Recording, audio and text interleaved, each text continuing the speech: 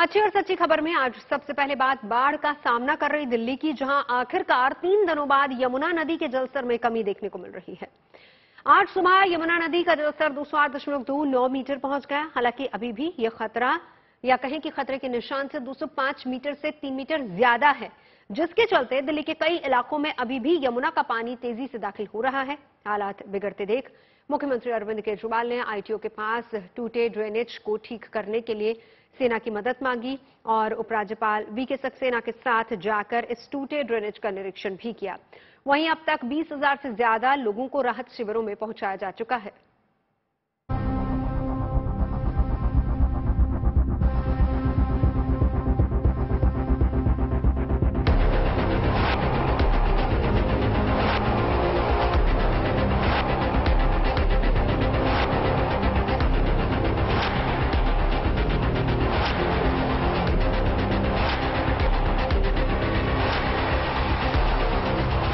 कोई गृहस्थी बचाने में जुटा है,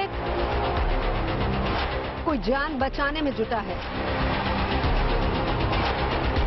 कोई जानवरों को बचाने में जुटा है, तो कोई बाढ़ पीड़ितों की मदद में जुटा है। दिल्ली में सैलाब संकट का सामना कर रहे इलाकों में राहत और बचाव की ये कोशिशें बीते 3 दिनों से लगातार जारी है। इसी का नतीजा है कि अब तक 20,000 से ज्यादा लोगों को सकुशल बचाकर राहत शिविरों में पहुंचा दिया गया है। अभी भी जगह जगह एनडीआरएफ की टीमें लोगों का रेस्क्यू कर रही हैं। सरकार और प्रशासन की कोशिश यही है कि ज्यादा से ज्यादा लोगों तक मदद पहुंचाई जा सके। नाव का इस्तेमाल करके लोग आगे की तरफ जाकर के देख रहे हैं कि कहीं कोई लोग जो है वो फंसे तो नहीं, उनको बाहर ऊंचे स्थानों पर लाया जाए।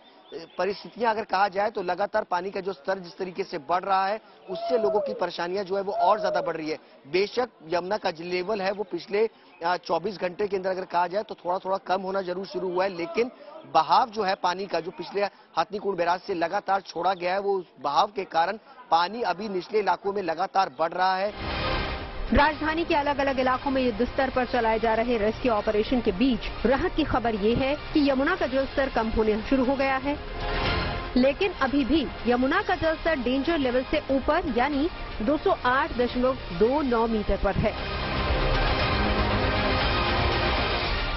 जिसके कारण यमुना का पानी तेजी से रिहायशी इलाकों में दाखिल हो रहा है।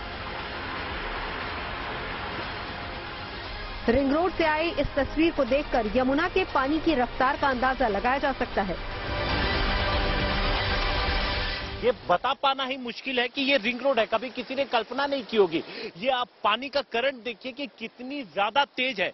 यहाँ कोई गाड़ी तो छोड़ दीजिए, अगर कोई नाव लेके भी आता है तो उसे संभाल के चलाना पड़ेगा, क्योंकि आप ये देखिए कितनी तेज रफ्तार में यहाँ से ये रिंग रोड पे, दिल्ली के रिंग रोड पे ये पानी बह रहा है। और सिर्फ एक तरफ नहीं, अगर आप दूसरी तरफ भी जाएंगे, इस पानी में खड़े होना या इस पानी में चल पाना बहुत मुश्किल है, क्योंकि जरा सा आपने अगर बैलेंस खोया तो आप फौरन गिर जाएंगे और इस पानी के साथ बहते हुए आगे की तरफ भी आप जा सकते हैं। दूसरी तरफ अगर हम बात करें तो जो यमुना का लेवल है वो तकरीबन 15 से 20 सेंटीमीटर कम तो हुआ है, लेकिन दिल्ली के अंदर शहरों में पानी ज्यादा पहुंच गया है।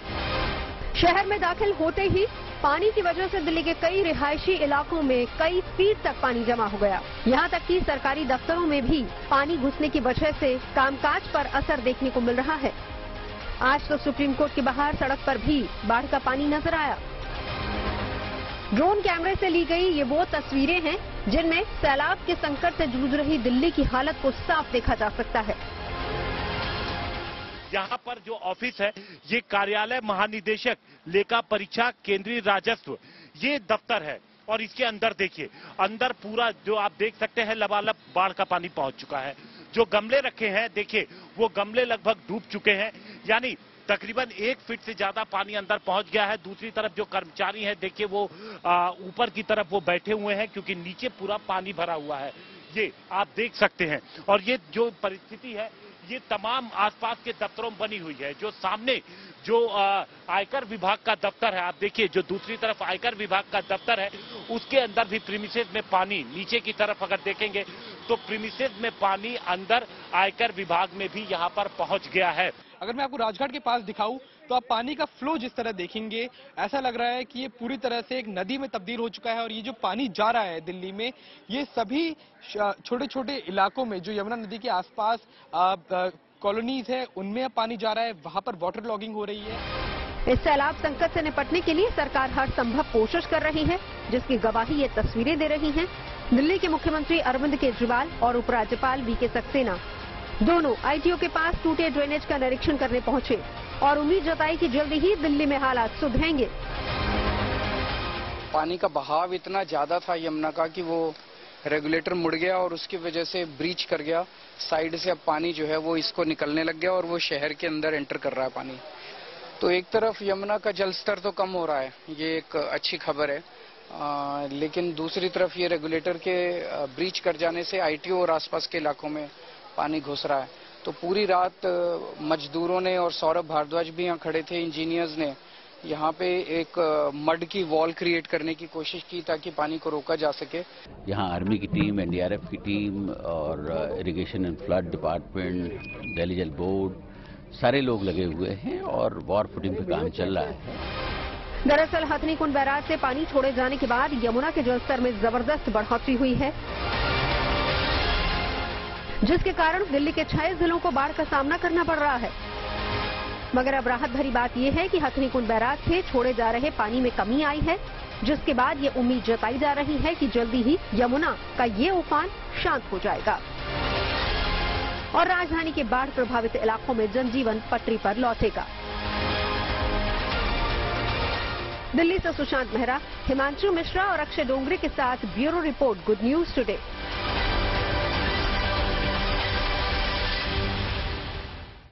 तो एक तरफ जहां दिल्ली के बाढ़ प्रभावित जिलों में राहत और बचाव का काम जोर शोर से चला जा रहा, वहीं दूसरी तरफ राजधानी के दूसरे इलाकों और आसपास के शहरों से लोग यमुना नदी के उफान को देखने के लिए अपने बच्चों के साथ यहां पहुंच रहे हैं। कोई परिवार के साथ राजघाट पहुंचा है तो कोई दिल्ली के मशहूर सिग्नेचर ब्रिज पहुंचा है। इनमें कोई सेल्फी ले रहा है तो कोई रील्स बना रहा है और कहीं बच्चे सड़क पर बह रहे पानी में चहलकदमी करते नजर आ रहे हैं। इन दो तस्वीरों के जरिए सैलाब के संकट के बीच लोगों की मौज मस्ती भी देखी जा सकती है। हालांकि कोई हादसा या फिर दुर्घटना ना हो, इसके लिए इन जगहों पर तैनात पुलिस वाले लोगों को बाढ़ के पानी से बार बार दूर जाने की हिदायत दे रहे हैं। आप लोग क्यों आए हैं आज यहाँ पे? हम लोग देखने आए हैं जी। हम तो खाली देखने आए, हमारी जिंदगी में पहली बार राजघाट तक पानी आया है, तो हम तो देखने आए बस। पानी देखना फोटो लेने। गाजियाबाद से कितनी देर लगी आपको आने? मुझको तो 20 मिनट जी। तो यहाँ पे क्या क्या दिख रहा है आपको जो आप फोटो देखने? अब देखो पानी इतना अच्छा लग रहा है देखने में, बहुत मस्त लग रहा है देखने में। क्या कर रहे हो यहाँ पर? कितनी देर पहले? अभी आए 15-20 मिनट हुए। अच्छा जी। क्या दिखा आपको? कुछ नहीं, बस पानी देखने आए, कम हो गया कल से। कम हो गया? हाँ। यहाँ पे फोटो खींचने आए? हाँ। क्या देखा? पानी देखा। पानी देखा, उसका फोटो खींचा। क्या बना रहे हो? रील बना रहे हो, सेल्फी ले रहे हो, क्या कर रहे हो? हम तो बस ऐसी कंटेंट बना रहे पापा को दिखाने के लिए। आगे बढ़ते बात चंद्रयान मिशन की। इंडियन स्पेस रिसर्च ऑर्गेनाइजेशन यानी इसरो ने आज चंद्रयान 3 मिशन सक्सेसफुली लॉन्च किया है। दोपहर 2:35 पर सतीश धवन स्पेस सेंटर से LBM-3M4 रॉकेट के जरिए चंद्रयान को स्पेस में भेजा गया। लॉन्चिंग के 16 मिनट बाद रॉकेट ने इसे पृथ्वी के ऑर्बिट में प्लेस किया और इस सफल लॉन्चिंग के मौके पर इसरो चीफ एस सोमनाथ ने अपनी टीम को बधाई देते हुए कहा कि चंद्रयान 3 ने चंद्रमा की ओर अपनी यात्रा शुरू कर दी है। इसरो के मिशन पर दुनिया भर की नजरें टिकी हुई हैं। इस चंद्रयान मिशन की कौन है रॉकेट विमेन, इनके बारे में तफसील से हम आपको आगे जानकारी देंगे। उससे पहले रिपोर्ट देखिए। 26 सेकंड का है और 10, 9, 8, 7, 6, 5, 4, 3। जैसे ही काउंटडाउन खत्म हुआ, वैसे ही LBM-3M4 रॉकेट चंद्रयान 3 मिशन के लिए अंतरिक्ष की ओर बढ़ चला। 10, 9, 8, 7, 6, 5, 4, 3, 2, 1, 0। इस सफल लॉन्चिंग के साथ ही इसरो के कंट्रोल सेंटर में बैठे सभी लोगों के चेहरे खुशी से खिल उठे और वहां मौजूद लोगों ने तालियां बजाकर अपनी खुशी का इजहार किया।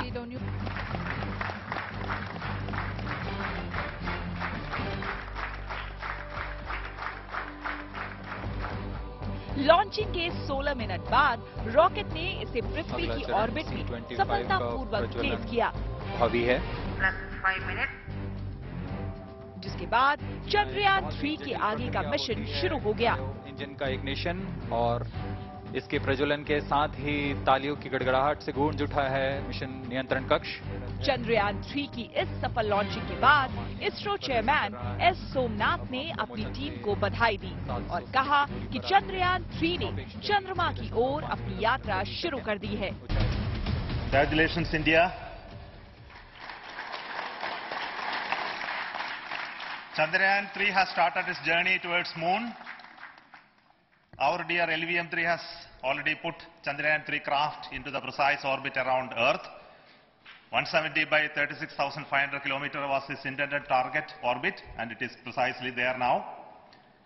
And let us wish all the best for the Chandrayaan 3 craft to make its further orbit racing maneuvers and travel towards moon in the coming days. So let me wish all the very best to Chandrayaan 3 for its further journey towards moon. इस लम्हे का साक्षी बनने के लिए केंद्रीय मंत्री जितेंद्र सिंह भी वहां मौजूद रहे, जिन्होंने इंडियन स्पेस रिसर्च ऑर्गेनाइजेशन की इस उपलब्धि पर उन्हें बधाई दी। अगला पड़ाव क्या है सर? क्या जो अगला 30 दिन है बहुत क्रूशियल रहेगा? नहीं, क्रूशियल तो विज्ञान की जगत में हर दिन ही रहता है, लेकिन जिस प्रकार से आरंभ हुआ है, well begun is well done. मुझे लगता है कि आगे के जितने भी पड़ाव हैं वो भी सफलतापूर्वक उसी प्रकार से पूर्ण होंगे और 42 दिन का ये मिशन निश्चय कामयाब रहने वाला है, क्योंकि इसमें न केवल भारत भर के सारे विश्व की निगाहें हैं।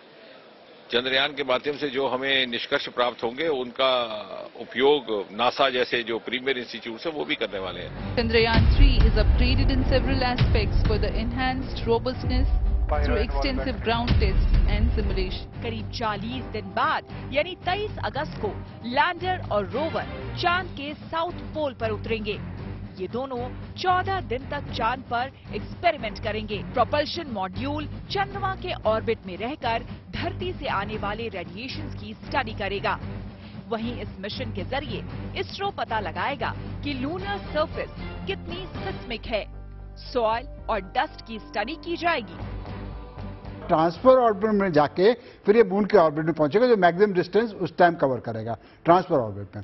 फिर वही अगेन मून के ऊपर जाएगा, मून के अगेन इस तरह की इलिप्टिकल ऑर्बिट होगी, फिर धीरे धीरे इसकी ऑर्बिट की हाइट को कम करते जाया जाएगा और फिर हमारा विक्रम लैंडर सेपरेट होके चांद पे उतरेगा। चंद्रयान 3 मिशन की इस सफल लॉन्चिंग को देखने के लिए लॉन्च व्यू गैलरी बनाई गई थी, जहां बड़ी संख्या में लोग पहुंचे, खासकर बच्चे, जो हिंदुस्तान के वैज्ञानिकों की इस उपलब्धि पर बेहद खुश दिखाई दिए। 1 0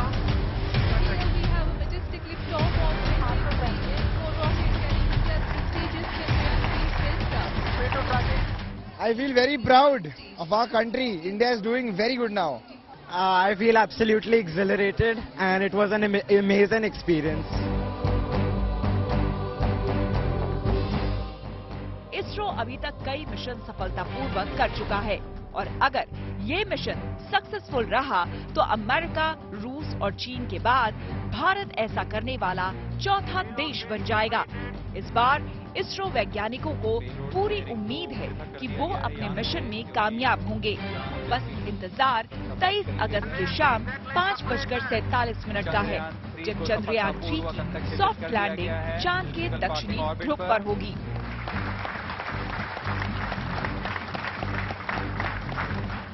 श्रीहरिकोटा से प्रमोद माधव के साथ bureau report, good news today. ISRO ने अपने तीसरे चंद्र मिशन चंद्रयान 3 को सफलतापूर्वक लॉन्च कर दिया है, जो देश के लिए गर्व की बात है। चंद्रयान 3 शुक्रवार को चांद की दक्षिणी ध्रुव की उस सतह पर जाने के लिए रवाना हो गया, जिसके बारे में अब तक कोई जानकारी नहीं है।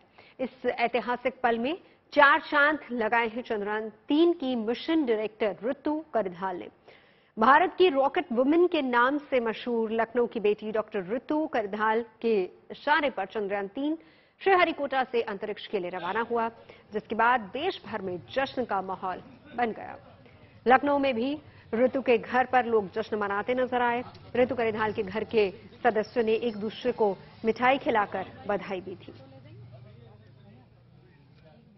रोहित जी, सबसे पहले क्योंकि अभी आप देख ही रहे थे, एकदम से मन में क्या बात आई? एक्साइटमेंट, खुशी? एक्साइटमेंट है, खुशी है, सभी को है, वैसे हमको भी है। जितनी खुश आप हैं उतनी हम भी। बिल्कुल सब खुश हैं क्योंकि ये देश के लिए एक उपलब्धि है।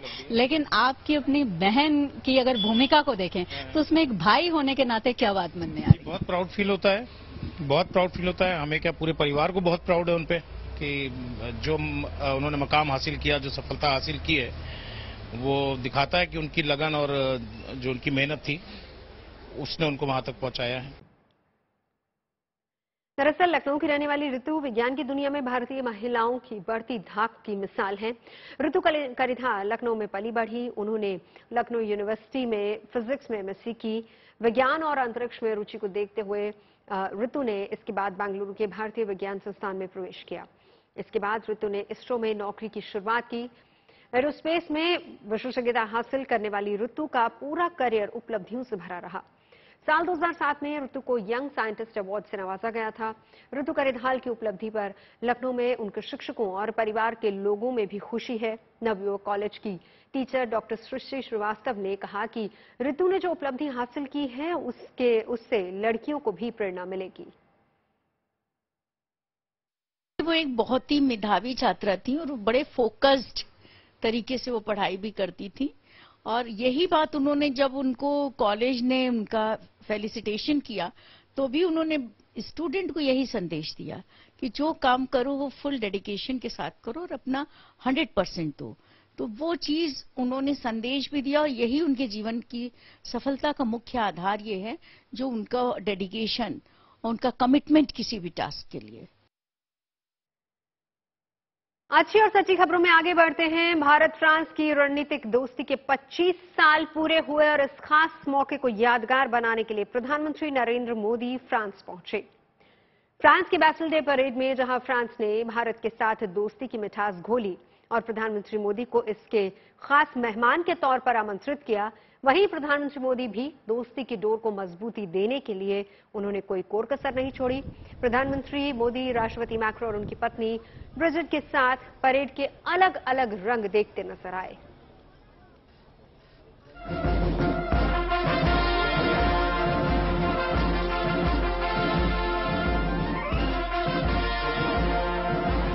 पहले अमेरिका में बजा कूटनीति का डंका और अब फ्रांस में दिख रही है बेमिसाल दोस्ती की धमक।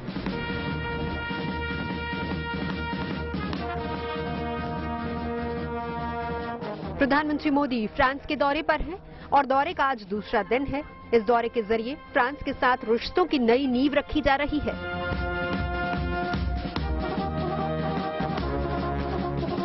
इस साल भारत फ्रांस की रणनीतिक दोस्ती के 25 साल पूरे हो रहे हैं और इस मौके को ऐतिहासिक बनाने के लिए फ्रांस के राष्ट्रपति इमैनुअल मैक्रो ने प्रधानमंत्री नरेंद्र मोदी को बैस्टिल डे परेड पर खास मेहमान के तौर पर बुलाया है। फ्रांस की बैस्टिल डे परेड में प्रधानमंत्री नरेंद्र मोदी बतौर चीफ गेस्ट शामिल हुए हैं। इस परेड में शामिल होने वाले वो दूसरे प्रधानमंत्री हैं।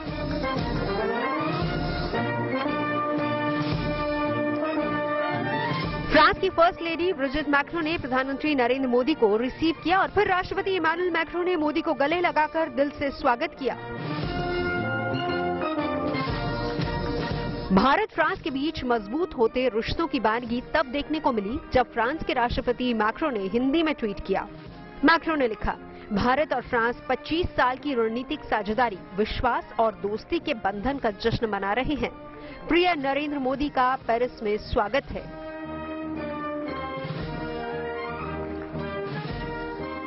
बैस्टिल डे यानी फ्रांस की आन बान और शान का दिन और इस बार इस आन बान और शान में भारत की तीनों सेनाओं के मार्चिंग दस्ते ने 4 चांद लगा दिए। तीनों सेनाओं के मार्चिंग दस्ते के 269 जवानों ने परेड में हिस्सा लिया। उनकी एंट्री सारे जहां से अच्छा की धुन से हुई। उन्होंने इस धुन से सबका दिल जीत लिया।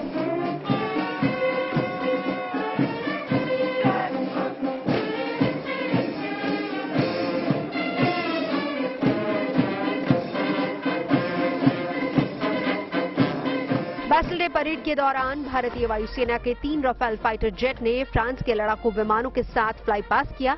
भारत से आए राफेल विमानों ने जब हवा में हुंकार भरी तो नजारा देखने लायक था।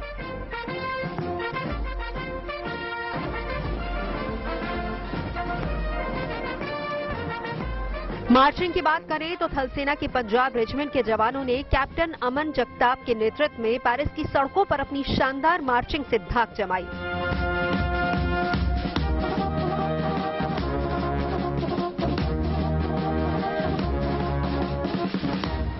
वहीं भारतीय नौसेना की कमान और वायुसेना के दल को squadron leader Sindhu Reddy lead कर रही थी। बैस्टिल डे परेड को फ्रांसीसी क्रांति की शुरुआत का प्रतीक माना जाता है। फ्रांसीसी इतिहास के पन्नों पर अगर हम नजर डालें तो लुई 16वीं के शासनकाल के दौरान फ्रांस जबरदस्त आर्थिक संकट का सामना कर रहा था, जिसको देखते हुए 5 मई 1789 को देश के स्टेट जनरल ने एक बैठक बुलाई। हालांकि तब इस बैठक में थर्ड स्टेट के लोग यानी कि आम लोगों को शामिल नहीं किया गया।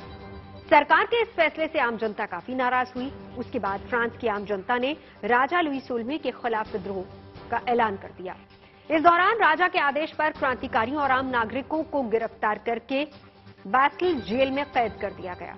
इस दौरान कैदियों को अपनी सजा के खिलाफ अपील करने का अधिकार भी नहीं मिला, जिससे फ्रांस की आम जनता का गुस्सा और ज्यादा भड़क गया। इसी नाराजगी में 14 जुलाई 1789 को बड़ी तादाद में फ्रांस की जनता बैस्टिल जेल के बाहर पहले जमा हुई, फिर उस पर हमला बोल दिया और जेल में मौजूद 7 कैदियों को छुड़ा लिया गया, जिसकी वजह से यह घटना फ्रांस की क्रांति में अहम घटना के तौर पर दर्ज हो गई, जो बाद में राजशाही शासन के अंत की वजह बनी। और इसीलिए ऐतिहासिक घटना का जश्न हर साल 14 जुलाई यानी कि आज के दिन मनाया जाता है। और इस अवसर पर फ्रांस की सेना की तरफ से भव्य सैन्य परेड का आयोजन होता है, जिसमें इस बार भारत की तीनों सेनाओं की टुकड़ियां शामिल हुई। और इस बार वर्ल्ड वॉर 1 और वर्ल्ड वॉर 2 में पंजाब रेजिमेंट के जवानों के अदम्य साहस के अलावा भारत और फ्रांस की 25 साल की रणनीतिक साझेदारी का जश्न भी मनाया गया।